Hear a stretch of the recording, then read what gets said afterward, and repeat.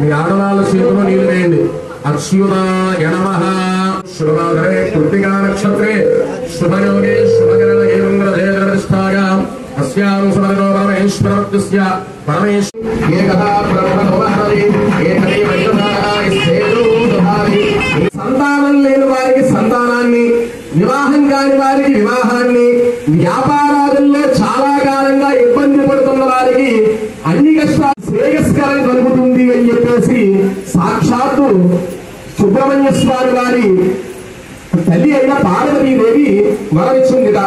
అందుకని ఈ ఆషాఢ మాసంలో ఈ పూజలు ఇవన్నీ కూడా జరిపిస్తూ ఉంటారు.